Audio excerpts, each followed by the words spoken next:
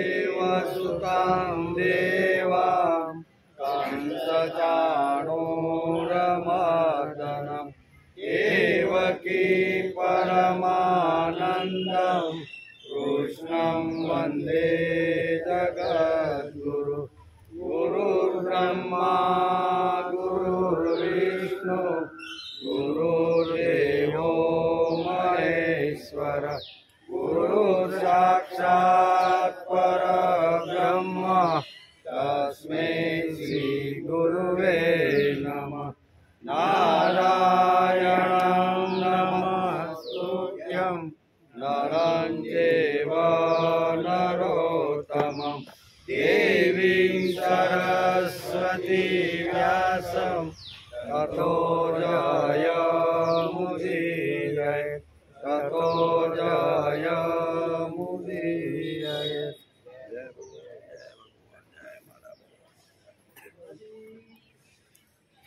छठो श्लोक बरोबर। जिहवे सदेवां भज सुंदराणि नामानि कृष्णस्य मनोहराणि समस्तभक्तार्तिविनाशनानि गोविन्द दामोदर माधवेति। जिहवे सदैवं भज सुंदराणि नामानि कृष्णस्य मनोहराणि। हे जीव तू सदा शिव એટલે કે હે જીવ તું સદા શ્રી કૃષ્ણના હે ગોવિંદ હે દામોદર હે માધવ એવા ભક્તોના સર્વ દુઃખોનો નાશ કરનાર સુંદર અને મનોહર નામો જીભ હંમેશા તું ભજતી રહે બરોબર ને। સમસ્ત ભક્તોના દુઃખનું હરણ કરનાર એવા ભગવાન શ્રી કૃષ્ણનું નામ જપતી રહે। आज आपणे श्रीमद भागवत शुरू थी थयो एनो 101मो दिवस बराबर ने 101मा दिवसमां प्रवेश थयो छे। आपणे गई काले आपणे स्कंद 5 अध्याय 10 नो आपणे विचार कर्यो હતો। एमां सिंधु सरोवर એટલે કે सिंधु सोरवीर देशना राजा रहुगण पालखीमां बेसीने जई रह्या हता एनो विचार आपणे कर्यो હતો। हृष्टपुष्ट युवान पालखी उपाड़वा लई आव्या। जीवजंतु पग नीचे न आवी जाय तेथी ठेकड़ा मारी अने चालवा लाग्या।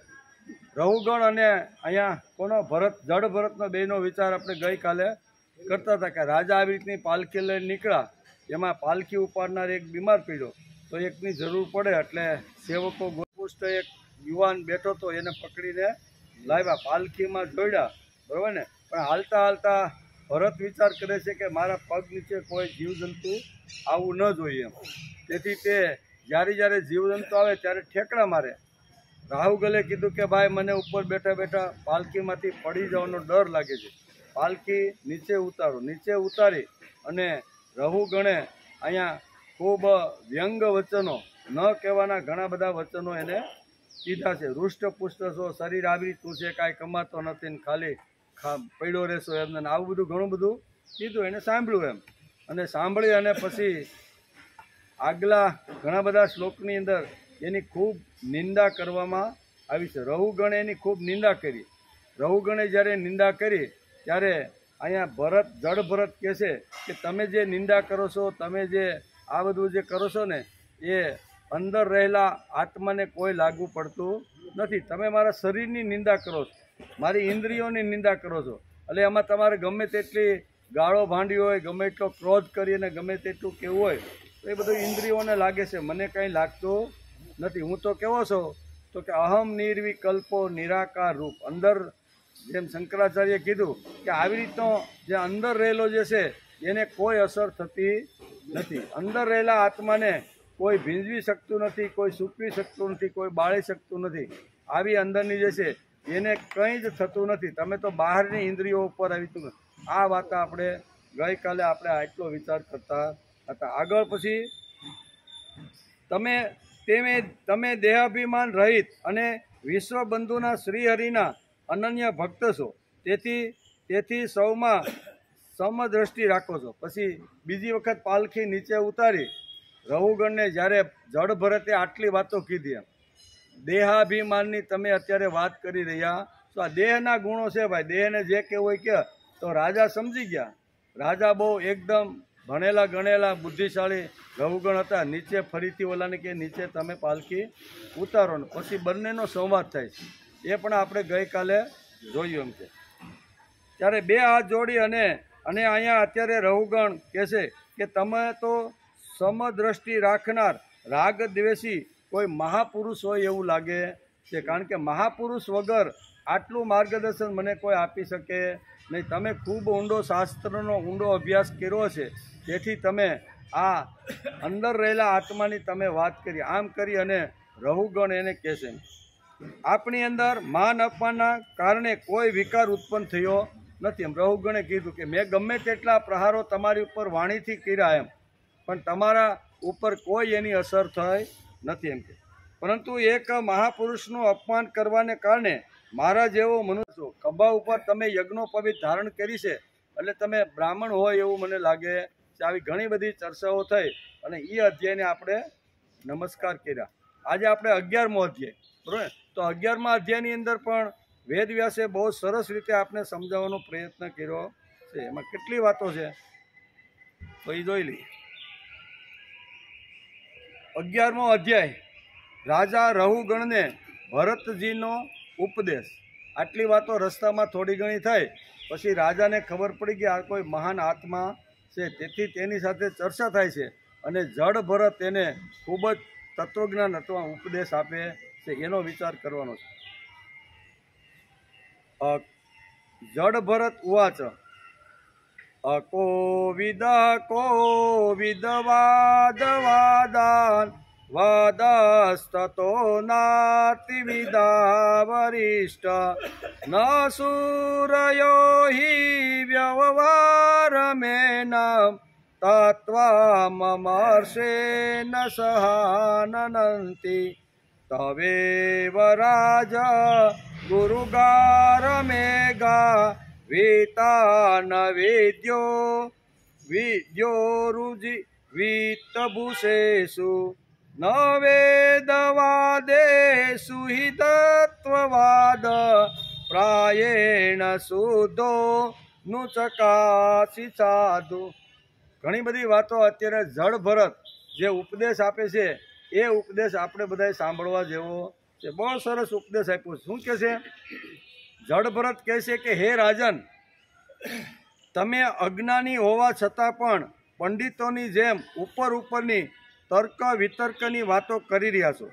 તેથી શ્રેષ્ઠ જ્ઞાનીઓમાં તમારી ગણના થઈ શકે એમ નથી. રઘુગણે એના વખાણ પણ કર્યા, થોડીક વાત પણ કરી કે તમે કોઈ મહાત્મા કે તમે કોઈ આ વાતના વિદ્વાન પુરુષ હોય એવું લાગે છે. એટલે અહીંયા જડ ભરત કહે છે કે તમારી અંદર થોડીક કંઈક ઉણપ હોય એવું મને લાગે છે કે તમે ડાઈ અને અહીંયા શું કે વિદ્વાનો જે ભાષા બોલે એવી ભાષા તો બોલી રહ્યા છો, પણ તમારી અંદર હજી કંઈક અધૂરાશ હોય એવું મને લાગે છે. તત્વજ્ઞાની મનુષ્ય આ અવિચાર સિદ્ધ સ્વામી સેવક વચ્ચેના વ્યવહારને તત્વનો વિચાર કરતી વખતે સ્વીકારતા નથી. હે રાજન, એ જ પ્રમાણે ગૃહ ધર્મમાં કરવામાં આવતા મોટા મોટા યજ્ઞનું વેદોમાં બહુ વિસ્તારથી વર્ણન થયેલું છે.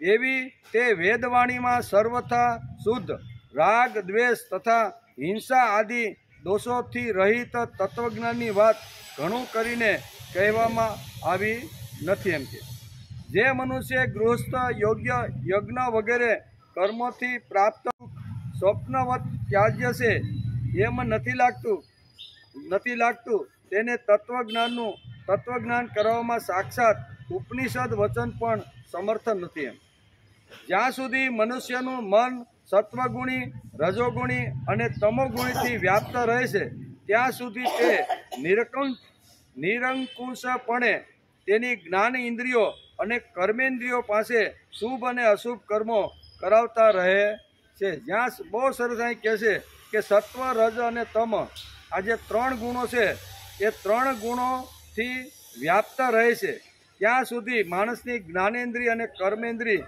એની પાસેથી શુભ અને અશુભ આ બંને કર્મ કરાવતા રહેલા છે.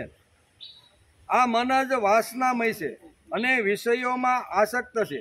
આ મનમાં ગુણોનો પ્રવાહ ચાલતો જ રહે છે અને તે રાગ દ્વેષાદી વિકારોથી યુક્ત છે. આ 5 ભૂતોથી બનેલું સ્થળ શરીર, 10 ઇન્દ્રિયો અને મન, આ 16માં આ મન મુખ્ય છે. આ મન જ દેવ, તિર્કય આદિ ઉત્તમ અધમ ભિન્ન ભિન્ન શરીરનું નિર્માણ કરવામાં કારણરૂપ છે. આ માયામય મન સંસાર ચક્રમાં છેતરનારું છે. આ જ મન પોતાના શરીરના અભિમાની જીવ સાથે મળીને તેને કાળક્રમે પ્રાપ્ત થતા સુખ દુઃખો અને તેનાથી ભિન્ન તીવ્ર મોહરૂપી અસંશય ભાવી ફળોની અભિવ્યક્તિ કરે છે. જ્યાં સુધી મન છે ત્યાં સુધી પ્રાપંચિક વ્યવહાર અને સદા આવિર્ભાત તો રહેવાનો. આ બહુ સરસ રીતે અહીંયા ભરતજી અત્યારે ઉપદેશ આપે છે કે જ્યાં સુધી શરીર છે ત્યાં સુધી તો અંદર આ બધા ઇન્દ્રિયો તો કામ કરવાની છે, વ્યવહાર કરવાની છે. જાગ્રત અવસ્થાનો અને સ્વપ્ન અવસ્થાનો વ્યવહાર પ્રકાશિત થાય છે. તેમાં ક્ષેત્રજ્ઞ સાક્ષી રૂપે છે. મન જ ગુણયુક્ત પ્રપંચમાં ફસાવનારું છે અને તે જ મન ગુણાતીત થવાથી ઉત્કૃષ્ટ મોક્ષનું પણ કારણ છે. આ પ્રમાણે સારી નરસિંહ યોની પ્રાપ્ત કરવામાં મન ખૂબ જ અગત્યનું છે. આ કીધું છે કે જો તમારે અહીંયા કીધું ને ગુણાતીત જો થવાનું હોય તો પણ મન જરૂરી છે અને ઉત્કૃષ્ટ મોક્ષનું કારણ જો સંભળો તો પણ મન છે. એટલે સારી અને નરસિંહ બંને પ્રાપ્તિ મનના કારણે થાય છે. મન એક એવું સાધન છે કે જે મનથી બધું થતું રહેલું છે. એટલે આખા અધ્યાયની અંદર અહીંયા જે ઉપદેશ આપે છે એ મન ઉપરનું અત્યારે આપે છે. રઘુગણને કહે છે કે મનને જેણે સંભાળ્યું છે, મનને જેણે બહુ વ્યવસ્થિત અને સંયમિત રાખ્યું છે ને એ ગુણાતીત સુધી પહોંચી શકે છે. પણ મન જેને આડું કરીને ગમે ત્યાં ભટકતું રાખ્યું છે એ અધમ અહીં લીખું દીર્ઘ યોની કે એની અંદર એ જાય છે. તેથી મનને સંભાળવાનો પ્રયત્ન કરવો જોઈએ. આ પ્રમાણે સારી નરસિંહ યોની પ્રાપ્ત થવામાં મનને કારણભૂત છે. તેથી મનને રોજ અભ્યાસની જરૂર છે.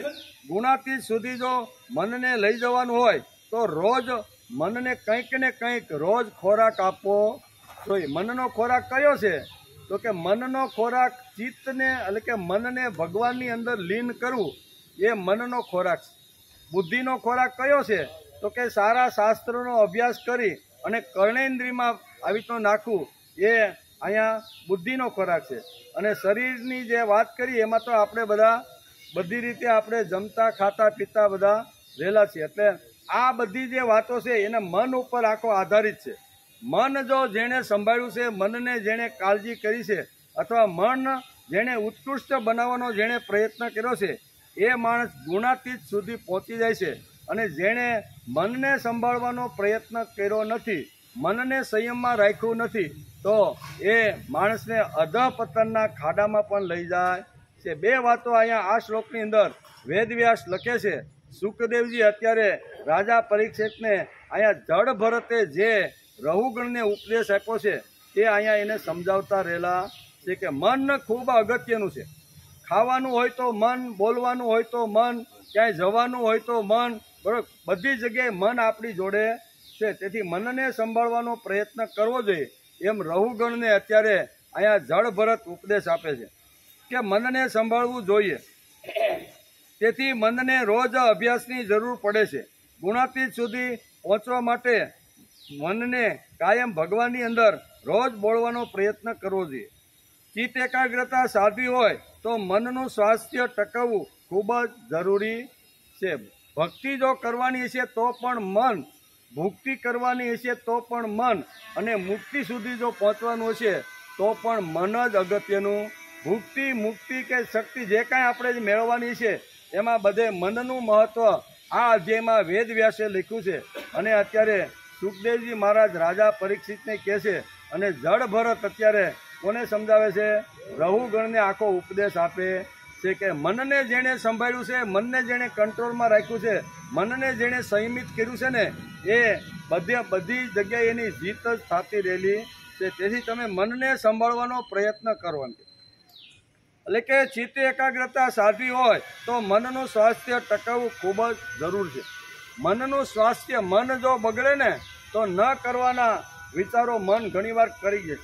તેથી શાસ્ત્રકારો કહે છે કે મનને કોઈ દિવસ નવરું પડવા દેવાનું નહીં. નવરું જો મન પાડો ને તો ગમે ત્યાં આડોઅવળું ભાગવા માંડે, હજારો ને કિલોમીટર જાય ને ગમે ત્યાં બધું કરવા માંડે. તેથી મનને ક્યારેય નવરું રાખવાનું નહીં. મનને સારામાં સારો ખોરાક આપવાનો પ્રયત્ન કરવો જોઈએ. અંગ્રેજીમાં પણ કહેવત છે ને કે empty mind is a devil's workshop. એમ બરોબર. આજે એમ્પ્ટી એટલે ખાલી એટલે કે શૈતાન બનાવવાનું કારખાનું કયું છે? મગજ. અને એને જો નવરું રાખો તો એ શૈતાની વિચારો ગમે ત્યાંથી ઊભા કરતા રહેલા છે. તેથી મનને બહુ સારી રીતે સંભાળવાનો શાસ્ત્રકારો એટલે વેદ વ્યાસે બહુ સરસ આખા મન ઉપર, આખો 11મો અધ્યાય જે છે ને તો 5મા સ્કંદનો, એ આખા મન ઉપર અત્યારે ભરતને સમજાવી રહ્યા છે. મન હોય તો ખાવાનું, મન હોય તો જવાનું, મન હોય તો બોલવાનું, મન હોય તો સાંભળવાનું. નકર આ ખુરશી સારી છે, વડલાનો સાયો છે, બરોબર ને, લાંબા પગ કરીને ખુરશીમાંથી હુઈ જવું તો હુઈ જાય છે આપણે. એટલે મન હોય તો બધું છે, અને મન ન હોય તો ગમે ત્યાં આવી રીતનું ભાગે છે.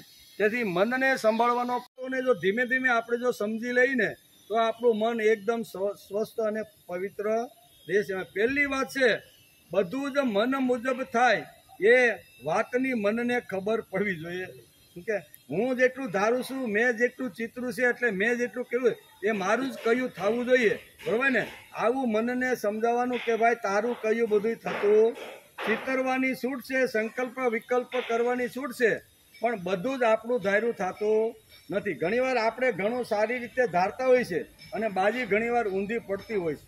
તેથી મનને સમજાવવાનું કે બધું જ આપણું ધાર્યું થતું નથી. એટલે બધું આપણું ધાર્યું જો ન થતું હોય અને એકાદ કામ ધાર્યું હોય ને ન થયું હોય તો મન ઉપર ઝાટકો લાગતો નથી. તેથી મનને વારંવાર સમજાવો કે આપણે જેટલું ધારીએ છીએ, જેટલું વિચારીએ છીએ, જેટલો પ્લાનિંગ કરીએ છીએ એ પ્રમાણે કાંઈ બધું જ થતું નથી. એમ કે આ મનને સમજાવવાની પહેલી વાત છે. બધું જ મન મુજબ થાય નહીં એ વાતની મનને ખબર પડવી જોઈએ. તે જ રીતે મન ઉપર હંમેશા બીજાના વિચારો લદાય તે યોગ્ય નહીં. વિચારો સાંભળ્યા પછી એ વિચારોમાં કેટલું તથ્ય છે, કેટલો વિચાર પાવરફુલ છે, કરવું કે નહીં કરવું એ પણ માણસે મનથી વિચાર કરી લેવો જોઈએ. કોઈને દાબીને પકડીને અથવા જબરજસ્તીથી કોઈ પણ વિચાર આપો તો એ વિચાર પણ ટકતો નથી.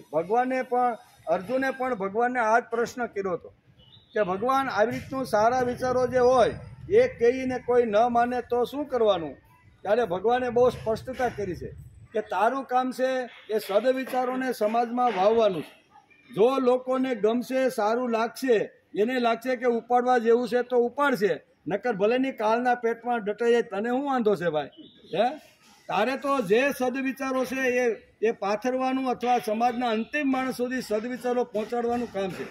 લોકો ઉપાડે એ વિચારોને માને, શાસ્ત્રને માને, ગીતાને માને, ન માને એ તારે જોવાનું કામ નથી. લોકોને લાગશે કે આ વિચારો શ્રેષ્ઠ છે અને એ વિચારોથી મારું 100% ઘડતર થઈ રહ્યું છે તો મારે અપનાવવા જોઈએ, નકર ભલેની કાળના પેટમાં ડટાઈ જાય. આપણે ક્યાં ખર્ચો કર્યો છે, બરોબર ને. એટલે અહીં કહે છે કે બધું જ આપણા મન મુજબ થાય એવું માણસે ક્યારેય વિચારવાનું નહીં. આ પહેલી વાત છે. મનને તંદુરસ્ત રાખવું હોય, મનને સ્વસ્થ રાખવું હોય, પવિત્ર રાખવું હોય તો આ બધી જ વાતો ઉપર બહુ સરસ રીતે ધ્યાન આપવાનું શાસ્ત્રકારો આપણે સમજાવે છે. બીજી વાત છે, મનને યોગ્ય ખાતર મળવું જોઈએ. કેવું? યોગ્ય ખાતર મળે. આપણે બધા ખેડૂત છે એટલે આપણે બધાને ખબર છે, કોઈ પણ ઘઉં હોય, જુવાર હોય, બાજરો હોય કે કપાસ, કોઈ પણ પાક હોય તો એને યોગ્ય ખાતર મળે તો એ છોડનો વિકાસ થાય છે. પણ ન આપવાનું આપીએ અથવા જરૂર છે ઓછી અને વધારે ડબલ ડોઝ જો મારી દઈ તો છોડની હાલત શું થાય છે? તેથી યોગ્ય અહીં કહે છે કે મનને યોગ્ય ખાતર આપવું જોઈએ. માતૃવાન, પિતૃવાન, આચાર્યવાન વેદ, આ જે બધી સંસ્થાઓ બધી છે એ બધી સંસ્થાઓના માધ્યમથી મનને મોટામાં મોટું આ ખાતર મળવું જોઈએ. જેના મા બાપ સમાધાની છે, શિક્ષક આનંદી છે, ઘરમાં પ્રેમનું વાતાવરણ છે, તેમજ સ્કૂલમાં ભાવનાત્મક વાતાવરણ છે, તેનું મન સ્વસ્થ રહી શકે છે. મન સ્વસ્થ ક્યારે રહે? તો કે આટલી વાતો મન ઉપર થવી જોઈએ. એમાં પહેલી વાત છે, મા બાપ સમાધાની છે. માણસને લાગવું જોઈએ કે મા બાપ સમાધાની છે, શિક્ષક આનંદી છે, ઘરમાં પ્રેમનું વાતાવરણ છે, તેમજ સ્કૂલમાં ભાવનાત્મક વાતાવરણ ઊભું થાય છે, તેનું મન સ્વસ્થ રહે. સત્સંગ અને સ્વાધ્યાય એ લોક શિક્ષણ છે, તે સમાજને ભાવનાત્મક વાતાવરણ પૂરું પાડે. આપણે સત્સંગમાં જઈએ, કોઈ કીર્તનમાં જઈએ અથવા સ્વાધ્યાયમાં બેસી, તો એ શું છે? એ લોક શિક્ષણનું અત્યારે કામ કરે કે લોકોને જાગૃત કરી અને સદવિચારો પ્રમાણે માણસ જીવન જીવતો થાય, એના માટેની આ બધી વાતો છે. મનનું સ્વાસ્થ્ય ટકાવવા માટે શાસ્ત્રકારોએ 17 વાતો આપને સમજાવી છે. એમાં ત્રીજી વાત છે, મનની પ્રક્ષુબ્ધતા કે સમાધાની, એટલે કે ઉત્કર્ષ જોઈને ઘણીવાર આપણા મનની અંદર ઘણીવાર બળતરા થતી હોય. બળી જાય છે એમ આપણે કહેતા નથી, પણ ઘણીવાર એવું થાય કે મારો બેટો જ્યાં 10 વર્ષથી આવ્યો છે અને આટલો મોટો વૈભવ ખડકી દીધો છે, હું તો આ 60 વર્ષથી છું, છતાંય 12 બાય 35ની ઓરડીની અંદર હજી રહો. તો આ ઘણીવાર આવી રીતનું થાય. ત્યારે મનને જો પાવરફુલ રાખવાનું હોય, મનને જો સ્વસ્થ અને પવિત્ર રાખવાનું હોય ને, તો બહુ સરસ રીતે અહીંયા ઉપદેશ આપતા અહીંયા રહુગણને અત્યારે ભરત સમજાવે છે કે માણસે અદ્વેષ્ટ રહેવું જોઈએ. કોઈનો વૈભવ જોઈ, કોઈનો કીર્તિ જોઈ, કોઈનો યશ જોઈને, કોઈની આવી રીતની બધું જોઈ અને માણસે સળગવાનો ક્યારેય પ્રયત્ન કરવો જોઈએ નહીં. તેના માટે શાસ્ત્રનો પૂર્ણ અભ્યાસ કરવો જોઈએ. તેથી ગીતાએ પણ આ જ વાત સમજાવી કે અદ્વેષ્ટા સર્વભૂતાના મૈત્ર કરુણ એવસ નિર્મમો નિરહંકાર સમ દુઃખ સુખ ક્ષમ્ય. બહાર જ્યારે આપણે ફરતા હોય ત્યારે 3 પ્રકારના લોકોની જોડે આપણે મળવાનું થાય, ફરવાનું થાય, બેસવાનું થાય, વિચારવાનું થાય, વાત કરવાનું થાય. કયા 3 લોકો? તો કે પહેલા જે લોકો છે એ આપણા કરતાં વૈભવથી, બુદ્ધિથી, બધા જ્ઞાનથી ઘણીવાર આપણા કરતાં 1000 ગણા આગળ હોય. એવા લોકોના સમૂહમાં ઘણીવાર આપણે બેસવા જવાનું થાય. આપણો જે વૈભવ છે એના કરતાં અનેક ગણો વૈભવ એની પાસે છે. આપણે જે બુદ્ધિ ચલાવી છે એના કરતાં અનેક ગણી બુદ્ધિ એની પાસે છે. ઘણી બધી આવી રીતની ટોચની વાતો આપણા કરતાં અનેક ગણી એની પાસે છે. જ્યારે એની સાથે મળવાનું થાય ત્યારે અહીંયા ગીતાકાર કહે છે અદ્વેષ્ટા, અને એનો દ્વેષ કરવાનો નહીં. શા માટે? નહીંતર આપણે એમ થાય કે હું કેટલા વર્ષથી આવ્યો છું, મારે હજી એટલી સંપત્તિ અથવા એટલું નથી, અને આને તો 4 મોટરો, 5 નોકરો કામ કરે છે, અલગ ગાર્ડન છે, અને મારે તો 10 વર્ષમાં તો એટલું જમાવી દીધું. એટલે આપણે ઘણીવાર કોઈને મળવા ગયા હોય તો મળવાને બદલે બળીને આવીએ. ત્યારે ગીતાકાર બહુ સ્પષ્ટ કહે છે કે બળવાનું નથી. અહીં ઉપદેશ આપતા એમ કહે છે કે કોઈ પણ માણસની સંપત્તિ, વૈભવ, કીર્તિ, યશ આવી તો સારામાં સારું જોયા પછી માણસને એના પ્રત્યે દ્વેષ રાખવો. અદ્વેષ્ટા એટલે દ્વેષ નહીં રાખવો, બરોબર ને? અદ્વેષ્ટા સર્વભૂતાના, પછી મૈત્ર કરુણ એવસ. બીજી વાત કીધી છે કે આપણી સમકક્ષ હોય તો એની સાથે મિત્રતાનો ભાવ રાખવો જોઈએ. અને ત્રીજો જે વર્ગ છે એ આપણા કરતાં નીચો હોય બધી રીતે, બુદ્ધિમાં, ધંધામાં, કમાવામાં, બધી રીતે એવો એક વર્ગ હોય છે કે જે આપણા કરતાં થોડોક નીચો હોય છે. તો એની સાથે જ્યારે બેસવાનું થાય છે ત્યારે આ કારુણ્ય વાપરવાની વાત છે, કરુણા. એટલે અદ્વેષ્ટા સર્વભૂતાના મૈત્ર કરુણ એવ છે. એટલે અહીંયા ઉપદેશ આપતી વખતે રહુગણ પણ આ જ વાત એને સમજાવે છે કે તમે ઘણું બધું ભણ્યા છો, ઘણું બધું જ્ઞાન પ્રાપ્ત કર્યું છે, પણ હજી તમારા મનનું જે ઘડતર થવું જોઈએ અથવા મનની જે શુદ્ધિકરણને પવિત્ર થવું જોઈએ એ તમારા મનની પવિત્રતા થાય નથી. તેથી મન ઉપર અહીંયા 18 શ્લોક અત્યારે કોણ સમજાવે છે? અત્યારે રહુગણ એને ઉપદેશ આપતા, તત્વજ્ઞાન આપતા આ બધા શ્લોકો એને સમજાવવાનો પ્રયત્ન કરે છે. આગળ કહે છે કે પોતાની શક્તિ ઓળખવાની શક્તિ હોવી જોઈએ. જાતને ઓળખ, બરોબર? પોતાની જાતને ઓળખવાની શક્તિ હોવી જોઈએ. 5મી વાત છે શ્રદ્ધા એ મનનો એક આવશ્યક ગુણ છે. શ્રદ્ધાવાન માણસ અપયશ મળે તો પણ ડગી જતો નથી. શ્રદ્ધાવાળું માણસ હોય ઘણીવાર પ્રયત્ન કરે અને નિષ્ફળ જાય તો પણ એ આવી રીતનો ડગી જતો નથી. ખોટી ચિંતા એ મનનો રોગ છે. આત્મવિશ્વાસ અને ઈશ્વવિશ્વાસ ઊભો થાય તેવા વાંગમયનો જ અભ્યાસ માણસે કરવો જોઈએ. ખોટી ચિંતા એ મનનો રોગ છે. એટલે મનનો અંદરનો જે રોગ છે એને નાબૂદ કરવાનો પ્રયત્ન કરવો જોઈએ. એમ અત્યારે સરસ મજાનો ઉપદેશ આપતા અહીંયા રઘુગણને અત્યારે અહીંયા ભરત બહુ સારી રીતે સમજાવે છે. ઈશ્વર શ્રદ્ધા એટલે કે ઈશ્વર શ્રદ્ધા માણસની શક્તિ વધારે છે, ગુરુ શ્રદ્ધા દ્રષ્ટિ આપે છે અને આત્મશ્રદ્ધા જીવનને ગતિ આપે છે. આ ત્રણે ત્રણ શ્રદ્ધા માણસની અંદર હોય તો માણસનું મન પાવરફુલ થઈ જાય છે. મનને જો મજબૂત બનાવવાનું હોય, મનને જો સ્વસ્થ અને શુદ્ધ અને પવિત્ર જો બનાવવાનું હોય તો આ ત્રણ વાતો લાવવાનો પ્રયત્ન કરવો જોઈએ. ઈશ્વર શ્રદ્ધા શક્તિ વધારે, કેવી? ભગવાન ઉપરની જો શ્રદ્ધા હોય તો એ માણસની શક્તિ વધારે છે. ગુરુ શ્રદ્ધા એ દ્રષ્ટિ આપે, એ આપણે કાંઈ ઉપર કાંઈ તારું કલ્યાણ થઈ જશે ને હું તને આ શું કહેવાય બ્રહ્મલોકમાં મોકલી આપું, એ ગુરુ કોઈ દી દ્રષ્ટિ આપે, વિચાર આપે, રસ્તો બતાવે, પણ કામ તો એને શિષ્ય પોતે જ કરવું પડે છે. એટલે કે ગુરુ છે એ માણસને એટલે કે ઈશ્વર શ્રદ્ધા શક્તિ વધારે, ગુરુ શ્રદ્ધા દ્રષ્ટિ આપે અને આત્મશ્રદ્ધા જીવનને ગતિ પ્રદાન કરે છે. તો મહિનામાં 2 મહિનામાં એવી રીતનો માણસ જીવવો જોઈએ કે મોકળાશ કરવા માટે કોઈ જગ્યાએ જઈ અને માણસે એકદમ મનને સ્વસ્થ અને આવી રીતનું કરવાનો પ્રયત્ન કરવો જોઈએ. નહીંતર તો કે ભાઈ આપણે કરાય નહીં, આપણી ઉંમર વધી ગઈ છે, પણ એક પિકનિક ગોઠવો, એમાં જાઓ, નાચો, ગાવો, કૂદો, જે તમારી ઉંમરના સાથે હોય તો મહિનામાં 2 મહિને 3 મહિને આવી રીતની મોકળાશની અંદર પણ માણસને ફરવાનો ટેવ પાડવી જોઈએ. એમ કે એટલે મોકળાશથી માણસ ફરવો જોઈએ. તેનું નામ છે વિશ્રાંતિ. થોડો વખત મનને કામમાંથી મુક્તિ આપવી જોઈએ. રોજ સાંભળવું વડલા હેઠે જવું, ભાગવત સાંભળવી એના કરતાં મહિનાએ 2 મહિને એકાદ વાર આમાંથી એને મુક્તિ આપવી. આ બધી જ વાતો છે. પછી જીવનમાં ઉત્કટતા ધ્યેય હોવું જોઈએ. જીવન સતત વિકાસ પામતું રહે અને ઉત્તરોત્તર કાર્યક્ષમ બનતું રહે એના તરફ સતત ધ્યાન રાખવું જોઈએ. તે માટે બાહ્ય પરિસ્થિતિ જોડે સહયોગ સાધનાર, એડજસ્ટ કરનાર માણસનું મન સ્વસ્થ ગણી શકાય છે. એટલે માણસનું મન જો સ્વસ્થ અને પવિત્ર રાખવું હોય તો આ બધી વાતો આપણે સમજાવવાનો પ્રયત્ન કર્યો છે. પોતાના જૂથમાં સમરસ થવાની વૃત્તિ પણ માનસિક આરોગ્યની નિશાની છે. આવો માણસ બધાને ગમે છે. બધા સાથે હળી મળીને રહેવાથી મન સમર્થ બને છે. એટલે કે પૂજા ઘરમાં થાય અને મંદિરમાં બધા ભગવાનના લાડકા દીકરા મળે એટલે મંદિર મનને સમર્થ કરવાનું સાધન છે. મંદિર શા માટે છે ભાઈ? તો કે મનને પાવરફુલ બનાવવા માટેનું આ સામાજિક એક આપણું આ મંદિર છે. જે અગવડમાં ગભરાઈ જતો નથી, પોતાના નિર્ણયો પોતે જ લેશે અને અપયશનો ટોપલો બીજા પર નાખતો નથી, તે સ્વસ્થ મનની નિશાની છે. આપણે તો ઘણીવાર આપણે કાંઈ નાપાસ થયા હોય ને, આપણે દીકરાને પૂછીએ કે ભાઈ 10મામાં તું નાપાસ કેમ થયો?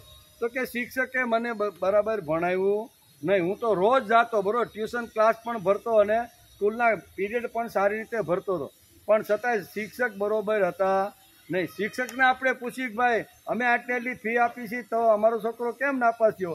એ કે હું તો આ 35 છોકરાને લઈને બેઠો છું, આ એમાં એક તમારો છોકરો નાપાસ થયો, એટલે એનું કારણ તમારો છોકરો જ છે, એમાં મારો કાંઈ કારણ નથી. મેં તો બધાને સરસ રીતે સરસ પાઠો ભણાવ્યા છે, બરાબર ને? તો આવી રીતનું કહેવાનો અર્થ કે જે માણસ નિષ્ફળ થાય ને પછી એની જે કાંઈ જવાબદારી છે એ બીજા ઉપર સોંપી દે છે. તેથી મારી જવાબદારી, મેં જે કાંઈ કર્મ કર્યું છે એમાં જવાબદારી મારી પોતાની છે.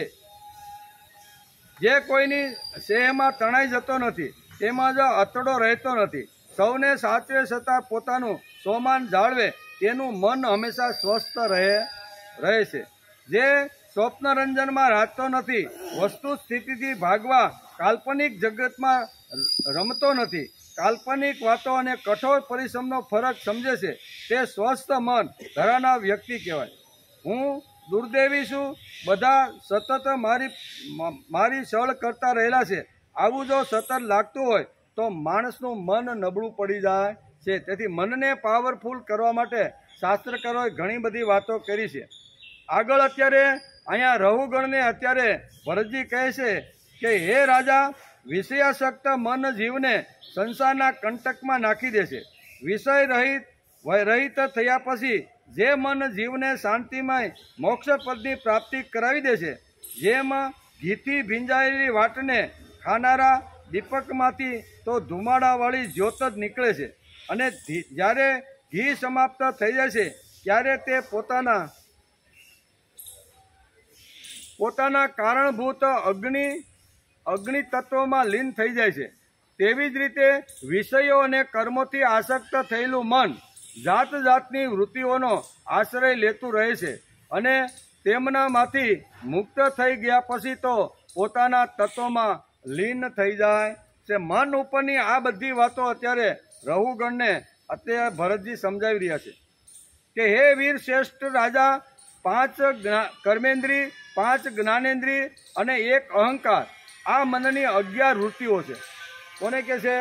રહુગણ રાજાને અત્યારે ઉપદેશ આપતા ભરત કહે છે કે 5 જ્ઞાનેન્દ્રિય, 5 કર્મેન્દ્રિય અને 11મો અહંકાર, આ મનની 11 વૃત્તિઓ છે તથા 5 પ્રકારના કર્મો, 5 તન્માત્રાઓ અને 1 શરીર, આ તેના આધારભૂત 11 વિષયો છે।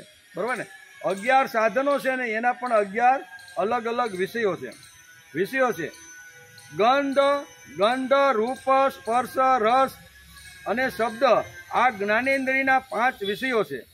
પછી મળત્યાગ, ગમન, ભાષણ, બોલવું અને આપલે કરવું વગેરે એ વ્યાપાર, આ કર્મેન્દ્રિયના 5 વિષયો છે તથા શરીરનો આ મારું છે એવી રીતે સ્વીકાર કરવો એ અહંકારનો વિષય છે। કારણ કે શરીર મારું નથી, શરીર તો આવી રીતનો અંદરથી આત્મા ચાલ્યો જાય એટલે શરીરને પણ માણસ બાળી દે છે। એટલે કે શરીર એ મારું છે એવી રીતે સ્વીકાર કરવો એ અહંકારનો વિષય છે। કેટલાક લોકો અહંકારને મનની 12મી વૃત્તિ અને તેના આશ્રયભૂત શરીરને 12મો વિષય ગણે છે। મનની આ 11 વૃત્તિઓ દ્રવ્ય, વિષય, સ્વભાવ, સંશય, કર્મ અને કાળ વડે સેંકડો હજારો પ્રકારના પરિણામ શરીર ઉપર થાય છે, પણ તેમની સત્તા અસ્તિત્વ ક્ષેત્રજ્ઞ આત્માની સત્તાને લીધે છે, આપમેળે અથવા પરસ્પર જ મળવાની નથી। આમ હોવા છતાં પણ મન સાથે ક્ષેત્રજ્ઞ એટલે કે આત્માનો કોઈ સંબંધ નથી। આ તો જીવની જ માયા નિર્મિત ઉપાધિ છે। મન ઘણું કરીને સંસાર બંધનમાં નાખનારા અવિશુદ્ધ કર્મો કરવામાં પ્રવૃત્ત રહે છે। આની ઉપયુક્ત વૃત્તિઓ પ્રવાહ રૂપે કાયમ જ રહે છે। આ ક્ષેત્રજ્ઞ પરમ આત્મા સર્વવ્યાપક, જગતનું આદિકરણ, પરિપૂર્ણ, અપરોક્ષ, પ્રત્યક્ષ, સ્વયં પ્રકાશિત, અજન્મા, બ્રહ્મા વગેરેનો પણ નિયંતા અને પોતાનો આધીન સ્નેહધારી માયા વડે સૌના અંતઃકરણમાં રહીને જીવોને પ્રેરિત કરનાર છે। જેમ વાયુ સમસ્ત સ્થાવર જંગમ પ્રાણીઓમાં પ્રાણરૂપે પ્રવિષ્ટ થઈને તેમને પ્રેરિત કરતો રહે છે, તેવી જ રીતે તે પરમેશ્વર ભગવાન વાસુદેવ સર્વસાક્ષી આત્મા રૂપે આ સમગ્ર પ્રપંચમાં ઓતપ્રોત છે। હે રાજન, મનુષ્ય જ્ઞાનોદય વડે આ માયાને તિરસ્કાર કરીને બધામાંથી આસક્તિ છોડીને તથા કામ, ક્રોધ વગેરે સશત્રુઓને જીતીને જ્યાં સુધી આત્મતત્વને જાણી લેતો નથી અને તે જ્યાં સુધી આત્માની ઉપાધિરૂપ મનને સંસારના દુઃખનું ક્ષેત્ર સમજતો નથી ત્યાં સુધી તે આ લોકમાં આમ જ ભટકતો રહે છે, જે હું ભટકતો હતો। અહીં પોતાના પૂર્વજન્મની થોડોક અહીં વાત કરે છે કે જે બધી 5 જ્ઞાનેન્દ્રિય, 5 કર્મેન્દ્રિય, 11મું મન, આને જેણે સંયમિત રીતે વાપરવાનો જેણે પ્રયત્ન કર્યો છે અને એના જે આવી રીતના જે સાધનો છે એના માટે જેણે કરવાનો પ્રયત્ન કર્યો છે એ લોકોને ફરીથી જન્મ મળતો નથી। અને સંસારની અંદર જો પડવું ન હોય તો અહીં કહે છે કે આ બધી ઇન્દ્રિયોને સંયમિત રાખી અને ભટકતી રહેલી જે ઇન્દ્રિયો છે ને એને કાબૂમાં રાખીને વાસુદેવમાં સ્થિર કરવાનો પ્રયત્ન કરવો જોઈએ। મેં પણ ખૂબ જ સારી ભક્તિ કરી, ગંડકી નદીના કિનારે હું પણ વર્ષો સુધી તપસ્યા કરી, સાધના કરીને મેં પણ મારું આવું પવિત્ર જીવન બનાવવાનો પ્રયત્ન કર્યો હતો, પણ એક હરણીના મોહની અંદર એટલો હું આસક્ત થયો કે વાસવામાં, પીવડાવવામાં, એને ખભા ઉપર બેસાડીને સ્નાન કરાવવામાં લઈ જવામાં, જ્યાં જાતો ત્યાં બસ મને એમ હતું કે હરણી જ મારા માટે સર્વશ્રેષ્ઠ છે, આની કોઈ મા હતી મરી ગઈ છે એટલે આનો હું પાલક પિતા છું, આમ કરી અને જે કાંઈ બધી ઇન્દ્રિયો હતી એ બધી અત્યારે હરણીની અંદર એણે ઓતપ્રોત કરી દીધી. વાસના એટલે કે વાસુદેવ છૂટી ગયો અને વાસના આવી રીતની વાસનામાં મારું મન આવી ગયું, તેથી મારે આ જન્મ લેવો પડ્યો છે, એમ અત્યારે રહુગણને અત્યારે સમજાવે છે. તેથી તેથી તેથી કહે છે કે આ તમારા ભાઈ જેવું ભાસતું મન જ તમારો એટલે કે મહાબળવાન શત્રુ છે. તમારાથી તેની ઉપેક્ષા થવાથી તેની શક્તિ એટલે કે વિશેષપણે વધી ગઈ છે. આ મન જોકે પોતે જ સર્વથા મિથ્ય છે, તો પણ એણે તમારા આત્મ સ્વરૂપને ઢાંકી રાખ્યું છે. તેથી તમે સાવધ થઈને તેને શ્રી ગુરુ અને શ્રી હરિના ચરણોની ઉપાસના રૂપી અસ્ત્ર વડે તમે એને છેદી નાખો. આમ 17 શ્લોકની અંદર 17 વાતો લખી છે. કેટલી? 17 શ્લોકની અંદર અત્યારે રહુગણને અત્યારે અહીંયા રાજા ભરત આ અધ્યાયની અંદર કહે છે. ઇતિ શ્રીમદ ભાગવતે મહાપુરાણે પારમહંસ્યા સંહિતાયા પંચકમ સ્કંદે બ્રાહ્મણ રહુગણ સંવાદે એકાદશો અધ્યાય સમાપ્ત. પાંચમા સ્કંદ અંતર્ગત બ્રાહ્મણ રહુગણ સંવાદમાંનો 11મો અધ્યાય સમાપ્ત થયો. 11મા અધ્યાયની અંદર ફક્ત અત્યારે રહુગણને ઉપદેશ આપવા માટે 17 શ્લોક અત્યારે ભરત બોલ્યા છે. 17 જે વાતો છે એ 17 વાતોને પણ આપણે આપણી ભાષામાં સમજવાનો પ્રયત્ન કર્યો. મનને જો કાબૂમાં રાખવાનું હોય, મનને જો સંયમિત બનાવવાનું હોય, મનને જો પવિત્ર બનાવવાનું હોય તો એના માટે કઈ કઈ વાતો હોવી જોઈએ એ ભરતે બહુ સરસ રીતે રહુગણને આ અધ્યાયમાં સમજાવવાનો પ્રયત્ન કર્યો. બધા શ્લોકો સંસ્કૃતમાં છે પણ આપણે થોડુંક એનું ભાષાંતર કરીને એનું કઈ કઈ વાત કહેવા માગે છે એનો થોડો વિચાર આપણે કરવાનો પ્રયત્ન કર્યો. તેથી અહીંયા આ અધ્યાયને આપણે નમસ્કાર કર્યા. હવે 12મો અધ્યાય રહુગણનો પ્રશ્ન અને તેનું ભરતજીએ કરેલું સમાધાન. બરાબર ને? રહુગણના ઘણા બધા પ્રશ્નો હતા, આટલી 17 વાતો કીધી એટલે એકાદો પ્રશ્ન તો ઊભો થાય જ એમ. એટલે થાય છે એટલે કયો પ્રશ્ન પૂછે છે અને ભરત એનો બહુ તાત્વિક રીતે કયો જવાબ આપે છે એ આ અધ્યાયની અંદર વેદ વ્યાસે લખ્યું છે. અધ્યાય 12મો સ્કંદ 5 રહુગણનો પ્રશ્ન અને તેનું ભરતજીએ કરેલું સમાધાન. રાજા રહુગણે કહ્યું, શું કીધું? રાજા રહુગણે કહ્યું કે હે ભગવાન, હું તમને નમસ્કાર કરું છું. હવે એને ખબર પડી ગઈ, ઉપદેશ આપી દીધો. આગલા અધ્યાયની અંદર એણે જ્યારે ઘોડા શું કહેવાય પાલખી જ્યારે અટકીને ઠેકડા મારતો હતો અને એ વખતે થોડીક ચર્ચા થઈ. આ ચર્ચા અને આ ઉપદેશ આ બે અધ્યાયમાંથી એણે બધું સમજી લીધું કે આ કોઈ મહાપુરુષ છે, આ કોઈ સામાન્ય વાત નથી. ભલે ઠેકડા મારે, મેલો ગેલો હોય, 2 મહિને નાતો છે, શરીર આખું ખદબદતું હોય, પણ એ કોઈ મહાપુરુષ હોય એવું લાગે છે. એવું રહુગણને નક્કી થઈ ગયું. એટલે રહુગણને છે કે એટલે એને આ શબ્દ સીધો આપ્યો કે હે ભગવાન, તમે કેવા છો? હે ભગવાન, હું તમને નમસ્કાર કરું છું. તમે જગતનો ઉદ્ધાર કરવા માટે જ આ શરીર ધારણ કર્યું છે. હે યોગેશ્વર, પોતાના પરમાનંદમય સ્વરૂપનો અનુભવ કરીને તમે આ સ્થૂળ શરીરથી ઉદાસીન થઈ ગયા છો તથા એક જડ બ્રાહ્મણના વેશથી પોતાના નિત્ય જ્ઞાનમય સ્વરૂપને જનસાધારણની નજરથી તમે અદૃશ્ય કરી રાખેલું છે. હું તમને વારંવાર નમસ્કાર કરું છું કે હે બ્રહ્મન, જેમાં જ્વરથી પીડિત રોગી માટે ગળ્યું ઔષધ અને તડકાથી તપેલા માણસ માટે ઠંડુ પાણી અમૃત તુલ્ય હોય છે, તેવી જ રીતે જેની વિવેક બુદ્ધિને દેહાભિમાન રૂપી ઝેરી સાપે દંશી લીધું છે તેવા મારે માટે તમારા વચન અમૃતમય અને ઔષધિરૂપ બની ગયા છે. તમે મને જે 17 શ્લોકની અંદર અથવા 17 વાતો જે સમજાવવાનો જે પ્રયત્ન કર્યો એ મારા માટે ઔષધિ બની ગઈ છે. એમ અત્યારે રહુગણ અત્યારે 2 હાથ જોડીને ભરતને કહે છે, હે દેવ, હું તમારી પાસે મારા સંશયનું નિવારણ તો પછીથી કરાવીશ, પણ એ પહેલાં અત્યારે તમે જે અધ્યાત્મ યોગમય ઉપદેશ તમે મને આપ્યો, કેવો અધ્યાત્મમય યોગનો તમે મને જે ઉપદેશ આપ્યો છે, તમે મને જે ઉપદેશ આપ્યો છે એ સરળ બનાવીને સમજાવો. તે સમજવાની મને ઘણી ઉત્કંઠા છે.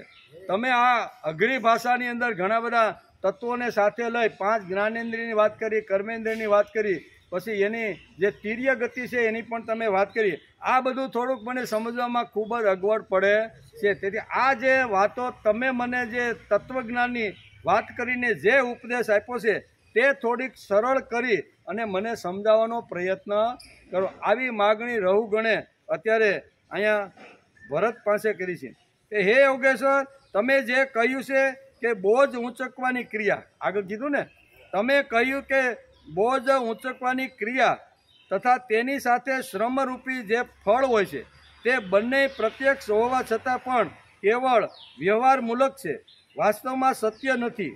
તત્વ વિચારની આગળ તેનું કોઈ મહત્વ નથી. તો આ વિષયમાં મારું મન ચક્રાવે ચડ્યું છે.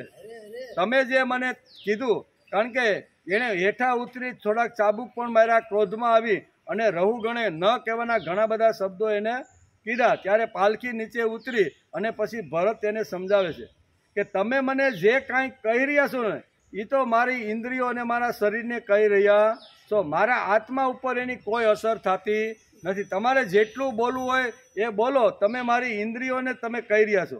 એટલે ઇન્દ્રિયને અને અંદર રહેલા આત્માને આવી રીતનો કોઈ સંબંધ નથી. જેટલું જે કહેવું હોય આમ કરી અને હું ચાલું છું, બરાબર ને કીધું ને કે તમારી ચાલવાની, તમારી ખાવાની અને શરીર હૃષ્ટપુષ્ટ જે તમારું થયું છે, આ 3 વાતો જ્યારે રહુગણે એને કીધી ત્યારે એના જવાબમાં કીધું કે ભાઈ હું ચાલતો નથી. તમે કીધું ને હરખો હાલ્યા ન કે તારા માટે હંટરના ફટકા પડશે. ત્યારે અહીંયા ભરત કહે છે કે ભાઈ હું ચાલતો નથી, હું બોલતો નથી, હું ખાતો નથી. મારી જે અંદર રહેલી જે પંચમહાભૂત તત્વ છે એ ખાઈ પીને શરીરને પુષ્ટ બનાવે છે. હું તો કેવો છો, અહમ નિર્વિકલ્પો નિરાકાર રૂપો, કે ને શંકરાચાર્ય કીધું ચિદાનંદ રૂપા શિવોહમ શિવો, મને કાંઈ અસર થતી નથી. આ તમે વાત જે વખતે પાલખી ઉપાડતી વખતે તમે જે તત્વજ્ઞાન કીધું હતું એ મને બરોબર સમજાણું નથી. તો એ તમે તત્વજ્ઞાન ફરીથી મને સમજાવો. તમે એક વાત એ કીધી હતી કે તમે જે કાંઈ બોલો છો એ આ શરીરને અનુસંધાને તમે બોલો છો. અંદર આત્માને કોઈ બાળી શકતું નથી, કોઈ ભીંજવી શકતું નથી, કોઈ સૂકવી શકતું નથી, બરાબર. આવી તમે જે આગલા સ્કંદની અંદર જે કાંઈ વાત કરીને, બરાબર, એ મને બરોબર સમજાણી નથી. તો ફરીથી તમે જે કીધેલું તત્વજ્ઞાન છે, તમે આપેલો જે ઉપદેશ છે, તમે મારા પ્રત્યે જે કાંઈ વાત કરી છે એને તમે સરળ બનીને મને સમજાવવાનો પ્રયત્ન કરો. જડભરતે કહ્યું કે હે પૃથ્વીપતિ, તમે કેવા છો? પૃથ્વીપતિ. જડભરતે કહ્યું કે હે પૃથ્વીપતિ, આ શરીર પૃથ્વીનો વિકાર છે, એમાં અને પથ્થર વગેરેમાં શો ફરક છે? કાંઈ ફરક નથી. જ્યારે આ શરીર કોઈ કારણથી પૃથ્વી ઉપર ચાલવા લાગે છે ત્યારે આના ભારવાહક વગેરે નામ પડે છે. આને 2 પગ છે, તેમના ઉપર ક્રમશઃ એડીઓ, પિંડીઓ, ઘૂંટણો, જાંઘો, કમર, વક્ષસ્થળ, ગરદન, ખભા અને અંગો છે.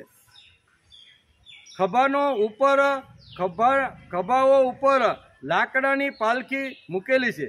તેમાં પણ સોવીરાજ નામનો એક પાર્થિવ વિકાર બેઠો છે. એટલે રાજા એમ એવા પાલખીમાં જે બેઠો છે એનો આખો આ તત્વજ્ઞાન સમજાવે છે અત્યારે કે પાલખી શું છે, ચાલનાર વ્યક્તિ કોણ છે, પાલખીની અંદર બેઠેલો કોણ છે, બરાબર.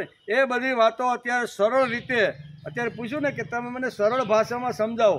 તમે આ તાત્વિક વાતોમાં જે વાતો કરી એમાં મારું મન કાંઈ જાણતું નથી એમ કે મૂકી છે. તેમાં પણ સોવીરાજ નામનો એક પાર્થિવ વિકાર છે કે જેનામાં આત્મબુદ્ધિરૂપી અભિમાન કરવાથી તમે હું સિંધુ દેશનો રાજા છું આવા પ્રબળ મતથી આંધળા થઈને મને વારંવાર તમે ચાબુક મારતા હતા. તમે આંધળા થઈ ગયા હતા, બરાબર ને, કે આ હાલતો નથી, ઠેકડા મારે છે, મારી પાલખી બરોબર આમ પડી જવાનો મને ભય છે, આવા અનેક પ્રકારના જે શબ્દો તમે વાપર્યા હતા એનો ઉલ્લેખ કરતા અત્યારે ભરત કહે છે.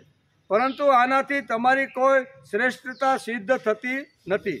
વાસ્તવમાં તો તમે ઘણા ક્રૂર અને ઘણા દુષ્ટ જ છો. તમે આ બિચારા દીનબંધુ કહારોને કેમ પકડીને પાલખીમાં જોઈતરા છે? એની સાથે જે 3 હતા ને, કારણ કે 4 હોય તો પાલખી ઉપડે, એટલે બાકીના જે કહારો છે એને તમે પકડી અને ક્રૂર રીતે તમે આને કેમ જોઈતરા છે? તમે આ બિચારા દિન દુખી કહારોને તે જ પકડીને પાલખીમાં ઉતાર્યા છે. પછી મહાપુરુષની સભામાં વધારી ચડાવીને કહ્યા કરો છો કે હું લોકોનું રક્ષણ કરું છું. આમ કરવું તમને શોભા દેતું નથી. આપણે જોઈએ છીએ કે સઘળા સરાચર ભૂત પ્રાણીઓ હંમેશા પૃથ્વીમાંથી જ અન્ન ઉત્પન્ન કરે છે અને પૃથ્વીમાં જ લીન થાય છે.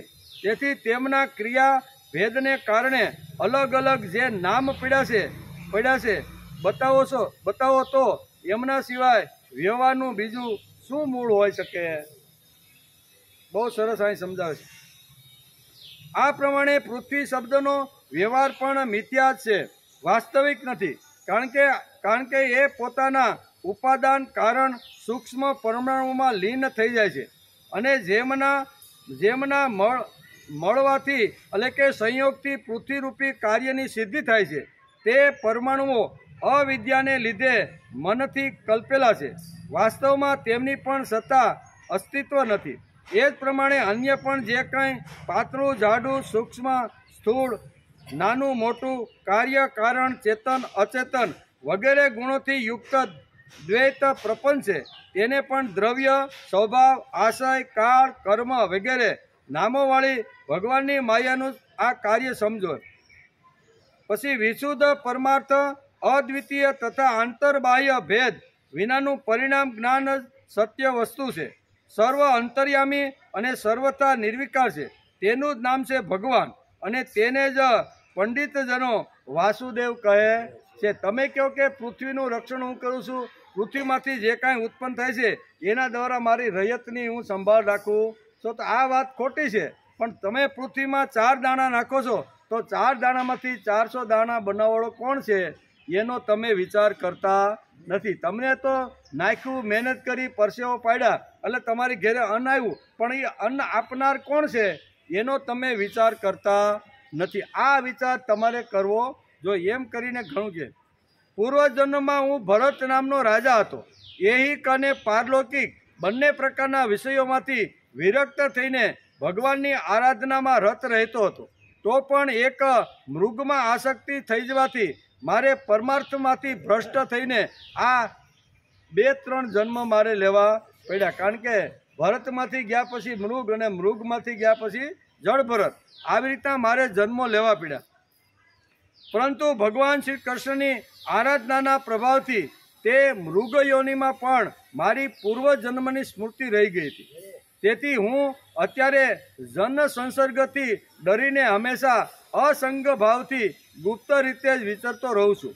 સારાંશ એ છે કે વિરક્ત મહાપુરુષના સત્સંગથી પ્રાપ્ત થયેલા જ્ઞાનરૂપી ખડગ વડે મનુષ્યે આ લોકમાં જ પોતાના મોહ બંધનને કાપી નાખવું જોઈએ.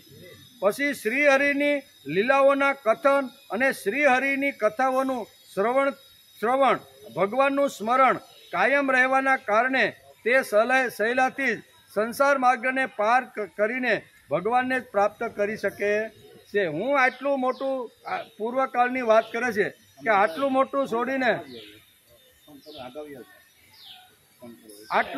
છોડીને હું વનની અંદર આવ્યો, સાધના કરી, ખૂબ તપસ્યા કરી અને ઘણું બધું મેં પ્રાપ્ત કર્યું.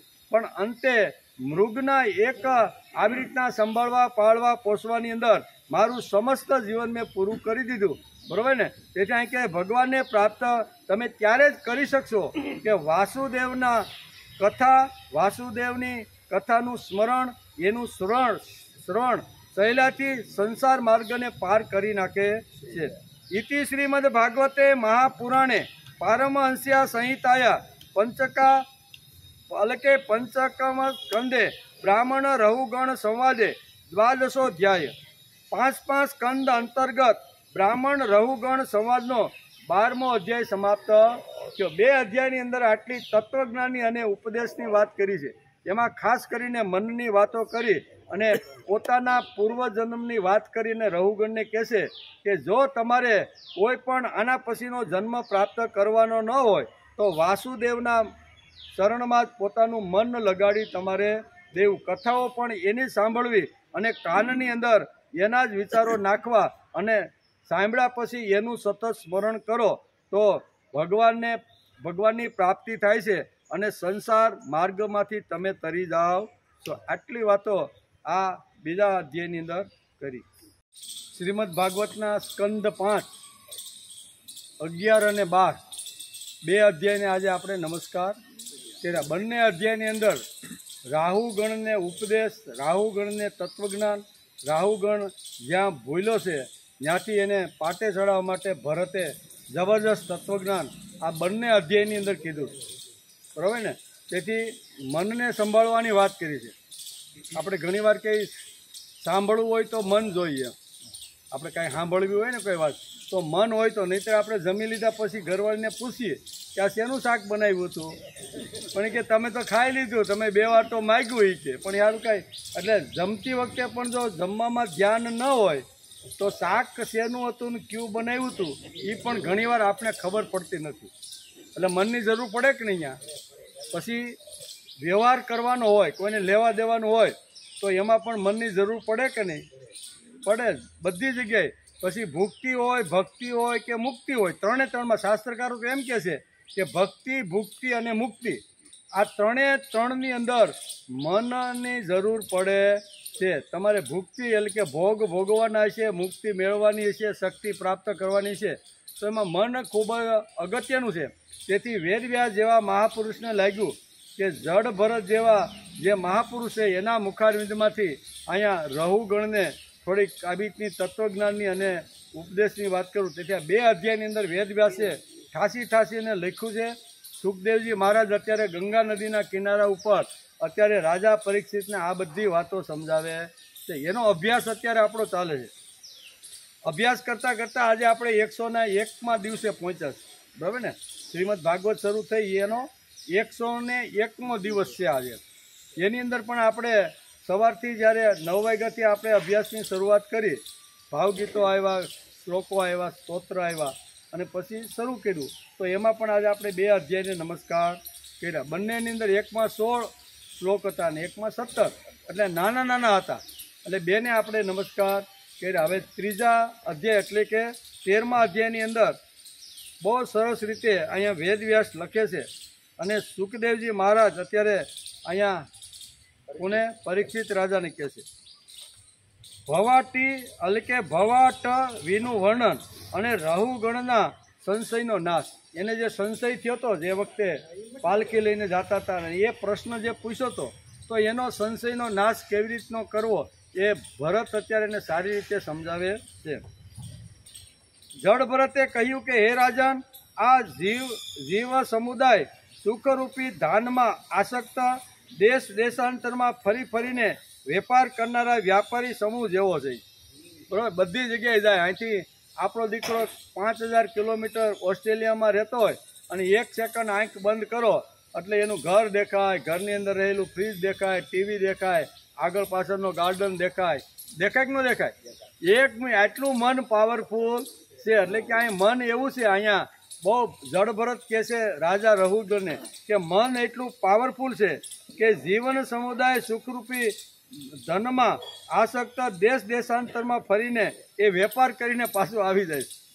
કર્યું હશે કે નહીં કર્યું હોય, થયું હશે કે નહીં થયું હોય, બરાબર ને। કપાસની અંદર ઝીંડવા બરાબર હતા, લાલ કલરનો રોગ આવ્યો છે, પાંદડા ખરી ગયા છે કે નહીં ખર્યા હોય, બરાબર ને। એ મન આપણું ત્યાં ઉઈ જાય કે નહીં?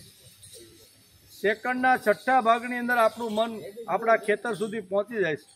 તો આ મનની અંદર આટલી મોટી તાકાત છે, તો એ આટલું મોટું મન જો પાવરફુલ હોય તો એને થોડોક આપણે પ્રભુ તરફ જો એને જો વળાંક આપી દઈએ ને તો અહીં કહેશે કે માણસ ત્રિગુણમય જે માયા છે એને છોડી અને ગુણાતીત સુધી પહોંચી જાય। આગલા શ્લોકમાં કીધું ગુણાતીત સુધી જો પહોંચવાનું હોય ને તો એના માટે એક જ રસ્તો છે કે મનને માણસે પાવરફુલ બનાવવું જોઈએ. તેથી મનને પાવરફુલ બનાવવા માટેને 2 અધ્યાયની અંદર અહીંયા રહુગણને અત્યારે અહીંયા ભરતે કહે છે, આગળ પણ કહે છે. આગળ કહે છે કે પ્રવૃત્તિ માર્ગમાં જોડી દીધો છે, તેથી તેની દ્રષ્ટિ સાત્વિક, રાજસી અને તામસ એ ભેદથી અનેક પ્રકારના કર્મો પર જાય છે. તે કર્મોમાં ભટકાતો એ જીવ સમુદાય આ સંસારરૂપી જંગલમાં એટલે કે ભવાટીમાં જઈ પહોંચે છે. ત્યાં તેને જરા પણ શાંતિ મળતી નથી. ભવાટી એટલે જંગલ. આવી રીતનો ફરતો જીવ મન આવી રીતનો જાય છે, પણ ત્યાં શાંતિ મળતી નથી. હે મહારાજ, જે જંગલમાં 6 લૂંટારાઓ છે. કેવું? રાહુગણને અત્યારે અહીંયા જળ ભરત કહે છે તાત્વિક રીતે, તમે જે જંગલમાં તમે મનને જવા દીધું ને, એ જંગલની અંદર 6 લૂંટારાઓ રહે છે. કેવા છે? તો એનું વર્ણન કર્યું છે. હે મહારાજ, તે જંગલમાં 6 લૂંટારાઓ છે. આ વેપારી સમાજનો નાયક ઘણો દુષ્ટ છે. તેના નેતૃત્વમાં આ વેપારી સમાજ જ્યારે ત્યાં પહોંચે છે, ત્યારે આ લૂંટારુઓ બળપૂર્વક આની બધી માલ મિલકત લૂંટી લે છે, તથા વરુઓ જે રીતે ઘેટાઓના ટોળા ઉપર ઘૂસી જઈને તેમને ખેંચી લઈ જાય છે, તેવી જ રીતે આની સાથે રહેતા વરુ જ આને અસાવધાન જોઈને આના ધનને અહીં તહીં ખેંચવા લાગે છે. તે જંગલ ઘણા બધા વેલા, ઘણા બધા ઘાસ અને ઝાડ ઝાંખરાઓને કારણે ઘણું દુર્ગમ બની ગયું છે. તેમાં તીવ્ર ડાન્સ એટલે કે મચ્છરની એક જાતિ ડાન્સ છે, આપણે કહીએ ને ડાન્સ કર્યું ભાઈ, ડાન્સ છે, મચ્છર છે, આને આરામ લેવા દેતા નથી. ત્યાં આને ક્યારેક તો ગંધર્વ નગર દેખાવા લાગે છે અને ક્યારેક ચમચમતા અતિ સંચલ આગિયાઓ, પતંગિયાઓ આંખો સામે આવી જાય છે. આ વેપારી સમાજ આ જંગલમાં નિવાસસ્થાન, પાણી, ધન વગેરેમાં આસક્ત થઈને અહીં તહીં ભટકતો રહે છે.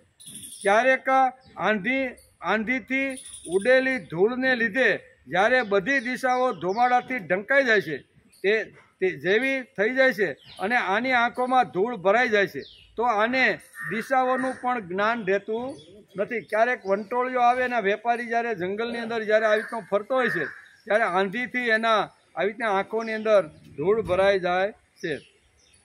દિશાઓનું જ્ઞાન રહેતું નથી. ક્યારેક આ વેપારી સમુદાયને નહીં દેખાતા તમરાઓને કર્ણકટુ અવાજ સંભળાય છે.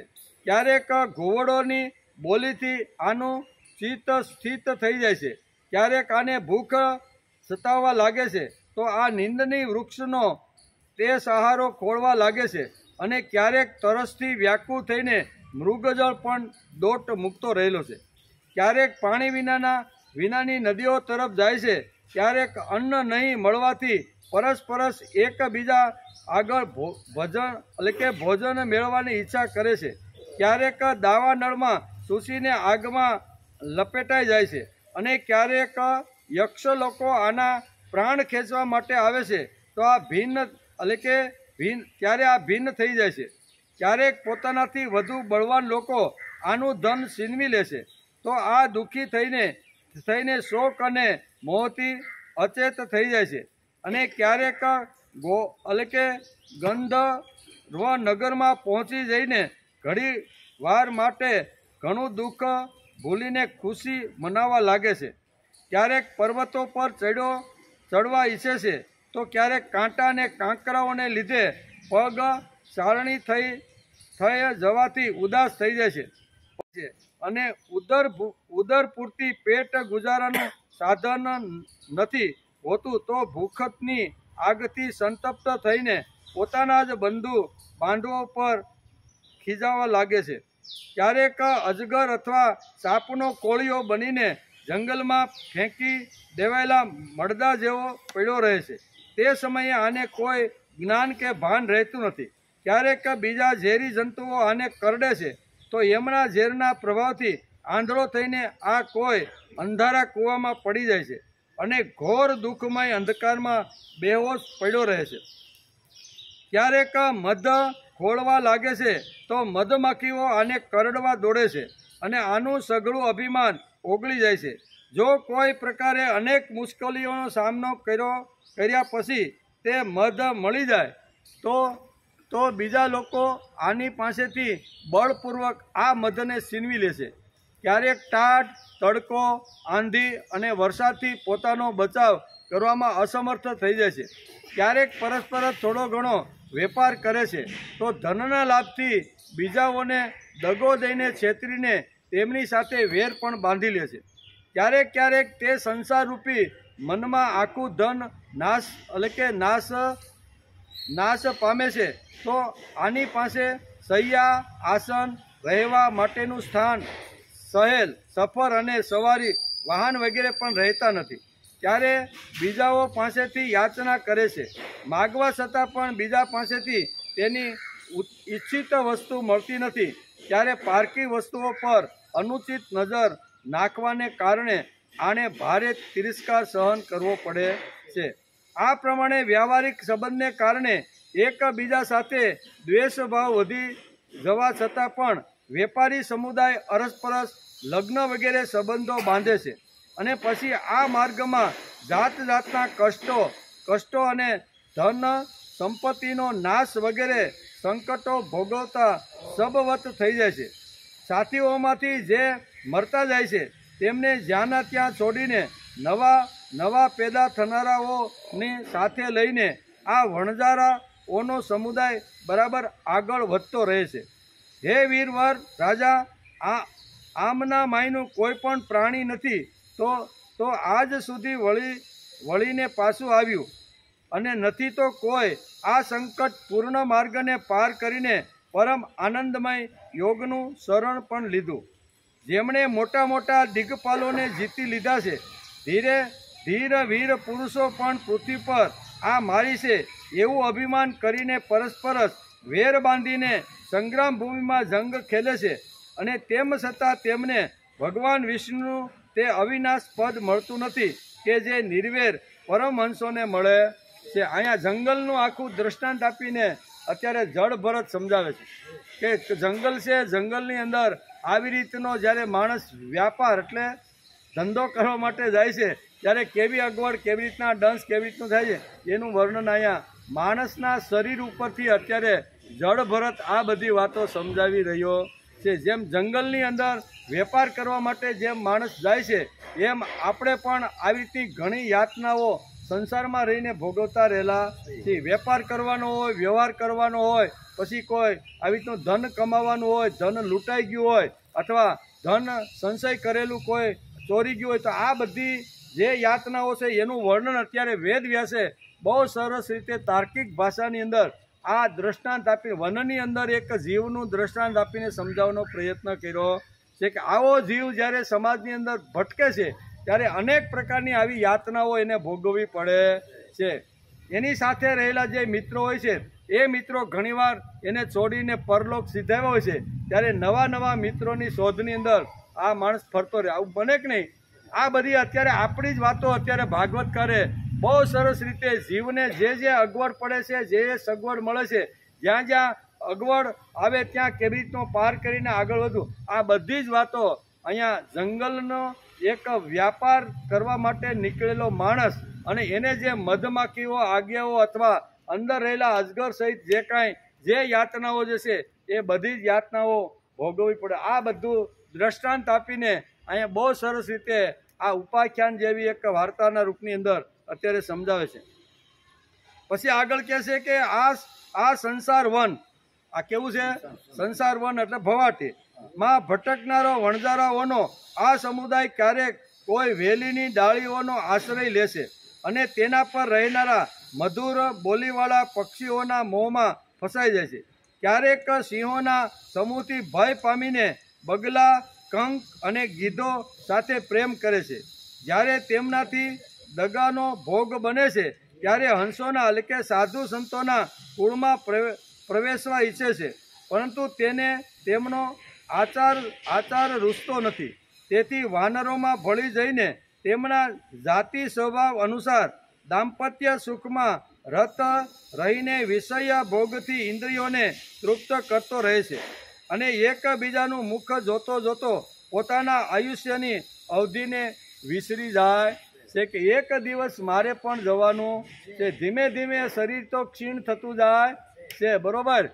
આથમ તો સૂર્ય છે એવું અહીં કહે છે કે ધીરે ધીરે શરીર ક્ષીણ થઈ જાય છે અને ક્યારે એનો સમય પસાર થઈ જાય છે એ પોતાને ખબર રહેતી નથી. આ ભવાટ એટલે જંગલની અંદર વિચરતો રહેલો જે જીવ છે, મનુષ્ય છે, એ આ બધી વ્યવસ્થાઓમાં એટલો અટવાઈ ગયો છે કે હું શા માટે આવ્યો છું, મારે શું કરવાનું છે, શા હેતુથી ભગવાને મને માનવ જન્મ આપ્યો છે, એ બધું ભૂલતો રહી અને દિવસ તો એનું કામ કરે છે. કાળ કાંઈ રોકાતો, કાળ કોઈ રોકાય કે ના હજી આ બાપાને થોડુંક ભજન કરવાનું બાકી રહી ગયું, 2 વર્ષ રાખી ગયો, એ કાળ કોઈની રાહ જોતો નથી. તેથી શંકરાચાર્યને પણ લખવું પડ્યું.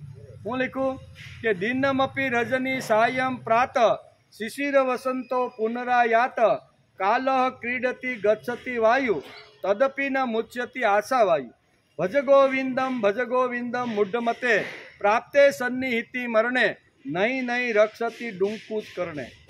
તારું રક્ષણ કરવા માટે આપણી ભાષામાં કહેવું હોય તો કલમ ખડિયો ગાય ઘડો, આ તારું રક્ષણ હવે કરશે નહીં, બરોબર. તારું રક્ષણ કોણ કરશે તો કે ભજ ગોવિંદમ.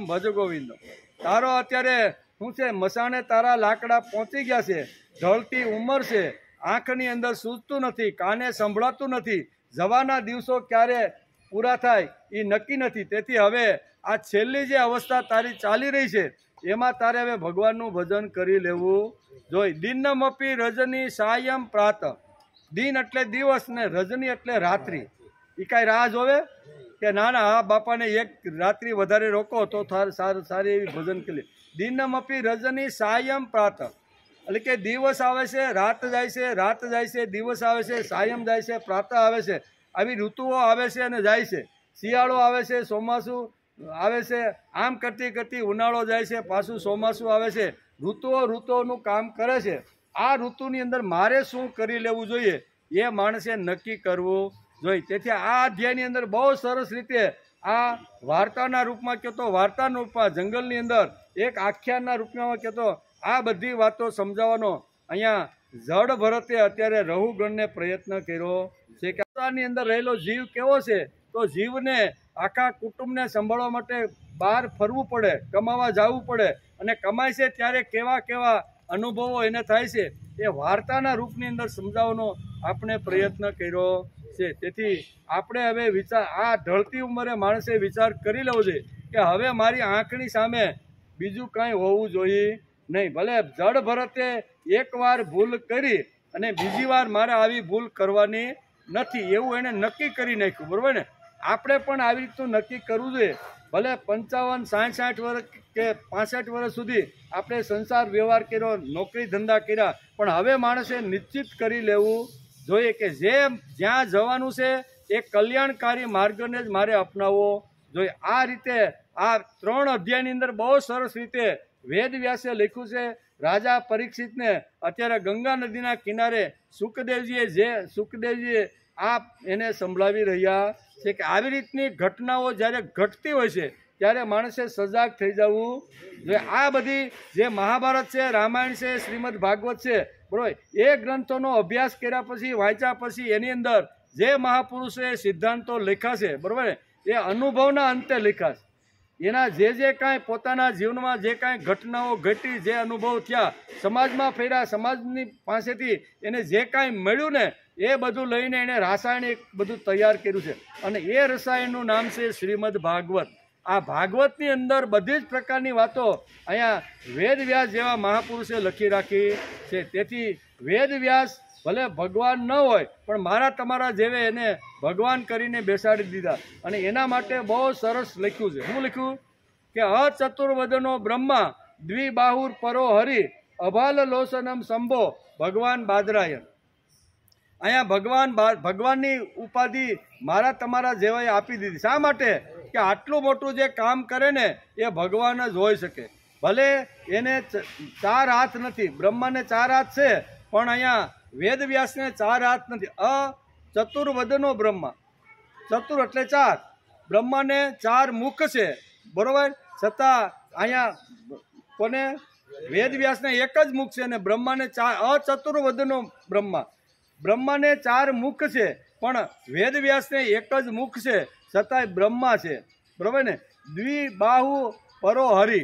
અહીંયા વેદવ્યાસને 2 હાથ છે, 4 હાથ નથી, તેથી તે હરિ છે. અને અભાલ લોચનમ શંભો, ભગવાન બાદરાયણ, એટલે કે એના કપાળ ઉપર ત્રીજું નેત્ર નથી, પણ એ ભગવાન શંભુ. આવા બાદરાયણનો ગ્રંથનો અભ્યાસ આપણે કરતા રહેલા છીએ. અને એની અંદર જડ ભરત અત્યારે રાજા રહુગણને જે કાંઈ ઉપદેશ આપવાનો હતો, જે એનો કાંઈ પ્રશ્ન હતો ને, કે આવી રીતનો પ્રશ્ન તમે જે ગડબડવાળી જે વાત કરી જે વખતે પાલખી વખતે, એ કાંઈ મને સમજાણી નથી. તો એનો તમે વિસ્તારથી અને થોડોક વ્યવસ્થિત તો મને કહો. તો એ પ્રમાણે આ વાત કરે છે કે જે પાલખીમાં જે બેઠો છે ને, એ જે જીવ છે, જે પોતાનો અભિમાન છે, અહંકાર છે, જે કાંઈ નામ આપો એ છે. અને એ એમ કહે છે કે હું કહું એટલું થવું જોઈએ. તેથી તમે આ નોકરોને સાથે રાખીને પણ હેરાન કરતા રહેલા. આ બધી વાતો એને અહીંયા સમજાવવાનો પ્રયત્ન કરે છે. એમ સમજાવતા સમજાવતા અહીંયા સુધી કહે છે રાજા, એટલે કે જાત જાતના કે હે શત્રુમદન રાજા, જો એને કોઈ રીતે આ આપતીમાંથી છુટકારો મળી જાય છે, તો તે ફરી પાછો પોતાના કુંડાળામાંથી ભળી જાય છે. જે મનુષ્ય માયાની પ્રેરણાથી એકવાર આ માર્ગમાં પહોંચી જાય છે, તેને ભટકતા અંત સુધી પોતાના પરમ પુરુષાર્થનો પત્તો લાગતો નથી. જે મને લાગ્યો નહીં. 25 વર્ષ સુધી મેં રાજ્ય કર્યું અને આખી ધરતીને સુજલામ સુફલામ બનાવી. ભરત શું કહે છે? આખી ધરતી ઉપર સ્વર્ગ નિર્માણ કરી અને એટલા લોકોને સુખી કર્યા, બરાબર ને? તો ચારે બાજુથી મારી કીર્તિ, મારો યશ. પછી મને એમ થયું કે હવે કલ્યાણ માટે મારે પણ વનની અંદર જવું જોઈએ. આટલું મોટું સામ્રાજ્ય નિર્માણ કર્યું, બરાબર, પણ આ સાધના કરવા માટે હું જ્યારે જંગલમાં આવ્યો ત્યારે હરણીના મોહની અંદર એટલો ફસાઈ ગયો કે મારે જન્મ ઉપર પાછા જન્મ લેવા પડે છે. જો રાહુગણ તમારે જન્મ ન લેવાનો હોય ને, તો આ ભવાટમાંથી તમારે નીકળી અને તમારે શ્રી વાસુદેવના ચરણમાં તમારે તમારા ચિત્તને લગાડી દેવું જોઈએ. એમ કે બહુ સરસ રીતે આ માર્ગમાં અટકી જાઓ. હવે પ્રજાને દંડ આપવાનું કામ છોડી દઈને સમસ્ત પ્રાણીઓના સૂર્યોદય થઈ જાઓ અને વિષયોમાં અનાસક્ત થઈને ભગવાનની સેવા થકી તીક્ષ્ણ ધાર કાઢેલું જ્ઞાનરૂપી ખડગ લઈને આ માર્ગને તમે પાર કરી જાઓ. શું કે છે? તમે અત્યારે હાથમાં ખડગ લઈ અથવા આવી રીતના રાજા તરીકે તમે અભિમાન અને અહંકાર લઈ અને સમાજને કહો છો કે આનું પોષણ હું કરું છું, જમીનની અંદર હું અનાજ હું વાવું છું અને જે આવે છે એ બધા પ્રજાનું પાલન પોષણ કરું છું. તો કે પાલન પોષણ કરવાનો તો બીજો કોઈક છે, બરાબર? તું તો ખાલી પરસેવો પાડીને 4 દાણા ખેતરમાં નાખીએ છો, પણ 4 દાણામાંથી 4000 દાણા બનાવનાર અંદર કોઈ શક્તિ પડેલી છે. તેથી હવે તમે તમારો રાજપાટ કે જે કાંઈ આ બધું છે છોડી અને ભગવાન શ્રી કૃષ્ણના વાસુદેવના ચરણમાં તમે તમારું મન લગાડી દો. એમ કે રાજા રહુગણે કહ્યું કે ઓહો, સઘળી યોનિઓમાં આ મનુષ્ય જન્મ શ્રેષ્ઠ છે. શું કે આ વાત સાંભળ્યા પછી રહુગણ કહે છે કે સઘળી યોનિઓમાં મનુષ્ય જન્મ શ્રેષ્ઠ છે. અન્ય બીજા લોકોમાં પ્રાપ્ત થતા દેવતા વગેરેના ઉત્કર્ષ જન્મોથી પણ 100 લાભ છે. કે જ્યાં ભગવાન ઋષિકેશના પવિત્ર યશથી શુદ્ધ અંતઃકરણવાળા તમારા જેવા મહાત્માઓનો અધિક સમાગમ થવા પામતો નથી. બીજી યોનિમાં કદાચ જન્મ મળે, દેવતાઓમાં મળે, પણ તમારા જેવા સંત સમાગમનો એમાં લાભ અમને મળતો નથી. મનુષ્ય યોનિ એવી છે કે જેની અંદર આ બધી તમારા જેવા મહાપુરુષ, તમારા જેવા સંતોનો અત્યારે અમને લાભ મળે છે. તમારા ચરણ કમળોની રજનું સેવન કરવાથી જેમના સઘળા પાપો નષ્ટ થઈ જાય છે, તે મહાનુભાવોને ભગવાનની વિશુદ્ધ ભક્તિ પ્રાપ્ત થવી એ કોઈ વિચિત્ર વાત નથી. તમારા જેવા મહાપુરુષનો મને સંસર્ગ થયો તો આવી રીતના મારી અંદર ભક્તિ નિર્માણ થવી એ અશક્ય નથી. એમ તેથી વિશુદ્ધ ભક્તિ પ્રાપ્ત મને થઈ ગઈ છે. એટલે કે તમારા 2 ઘડીના સત્સંગથી મારું તે સઘળું કુતર્ક, મૂલક, અજ્ઞાન બધું જે કાંઈ હતું એ બધું નષ્ટ થઈ ગયું છે. બ્રહ્મજ્ઞાનીઓમાં જેવો વયોવૃદ્ધ હોય તેમને નમસ્કાર કરો, જેવો બાળક હોય તેમને નમસ્કાર કરો, જેવો યુવાન હોય તેમને નમસ્કાર કરો, અને જેવો ક્રીડા રત બટુક રમતા બચ્ચા હોય તેમને પણ નમસ્કાર કરો. બ્રહ્મજ્ઞાની બ્રાહ્મણો અવધૂતના વેશમાં પૃથ્વી પર વિચરણ કરે છે, તેમના થકી તમારા જેવા ઐશ્વર્યની અલકે ઉન્નત આમ રહુ ગણે બધાને નમસ્કાર કરવાની વાત કરી છે કે તમારા જેવા જે મહાપુરુષો હોય એના દ્વારા મને થોડાક જ સમયની અંદર મને તત્વજ્ઞાન મળી ગયું છે. મારો જે કાંઈ સંદેહ, મારો કાંઈ મોહ અથવા મારી કાંઈ જે કાંઈ પ્રશ્નો હતા એ બધા તમારા સંસર્ગથી બધા જ શમી ગયા છે. સુખદેવજી મહારાજ કહે છે કે હે રાજા પરીક્ષિત, હે ઉત્તરાનંદ, આ પ્રમાણે તે પરમ પ્રભાવશાળી બ્રહ્મર્ષિ પુત્ર જડ ભરતે પોતાનું અપમાન કરનાર સિંધુ નરેશ રહગુણને એટલે કે રહુગણને પણ અત્યંત કરુણાવશ થઈને આત્મતત્વનો ઉપદેશ આપ્યો છે. ત્યારે રાજા રહુગણે દિન ભાવે તેમના ચરણોને વંદન કરી.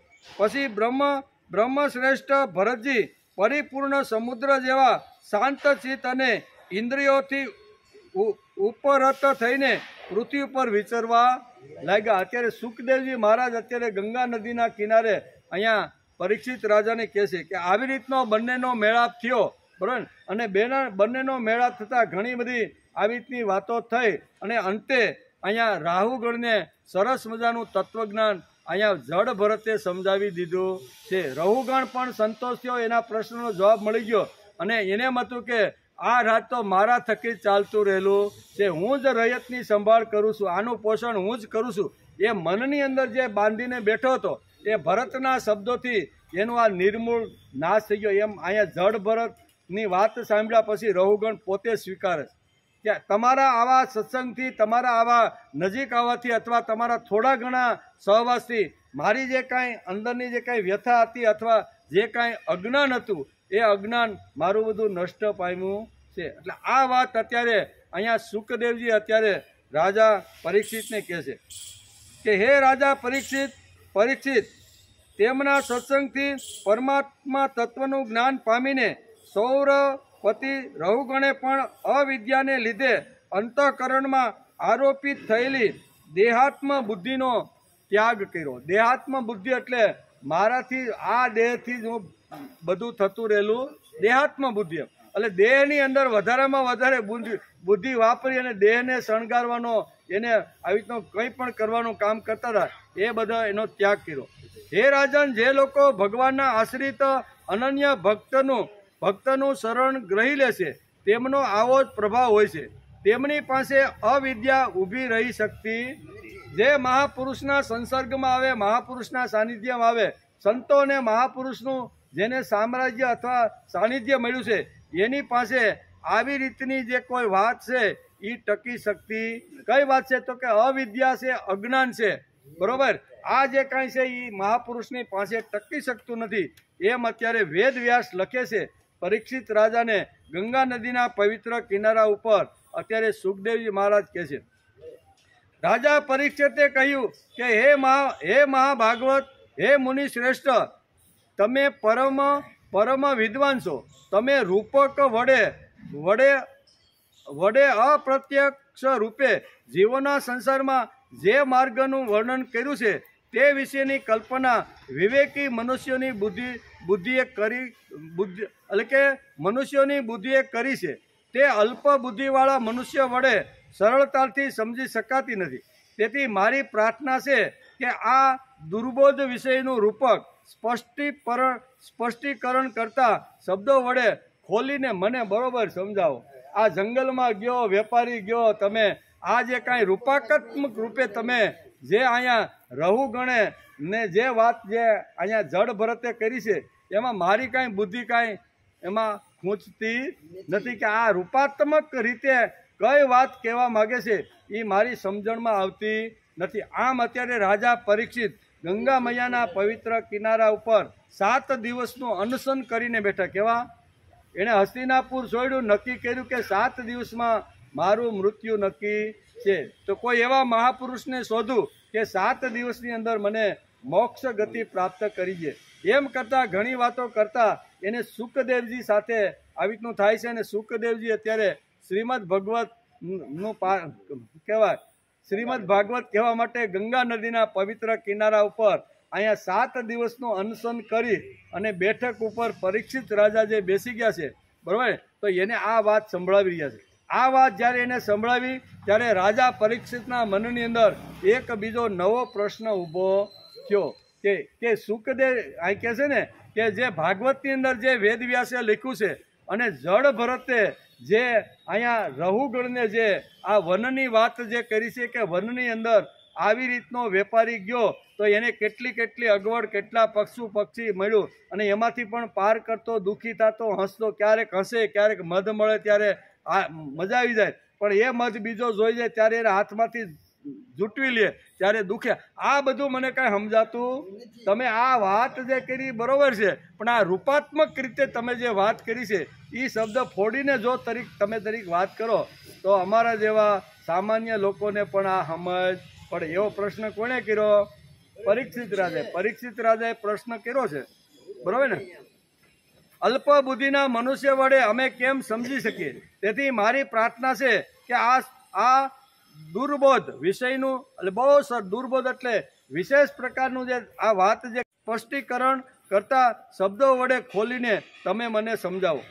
ઇતિ શ્રીમદ ભાગવતે મહાપુરાણે પારમહંસ્યા સંહિતાયા પંચકમ સ્કંદે ત્રયોદશોધ્યાય 5મા સ્કંદ અંતર્ગત 13મો અધ્યાય સમાપ્ત થયો. આજે આપણે 3 અધ્યાય, બરોબર ને, 3 અધ્યાયને નમસ્કાર 12, 11, 12 અને 13 એ 13 અધ્યાયને આજે આપણે નાના અધ્યાય હતા. આના 26 શ્લોક છે, એકના 17 હતા અને એકના 16 હતા.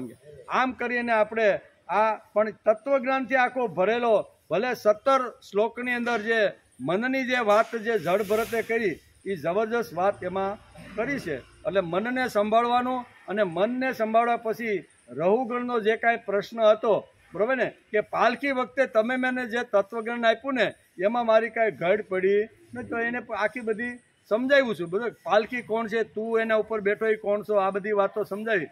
અને ત્યાર પછી અહીંયા બહુ સરસ રીતે રાજા રહુગણને સમજાવીને અહીંયા કહે છે, સુખદેવજી મહારાજ કહે છે કે આવી રીતના જળ ભરત સમાજની અંદર વિચરતા રહી ગયા. એમ કરીને અધ્યાયને આજે આપણે નમસ્કાર કર્યા. ટાઈમ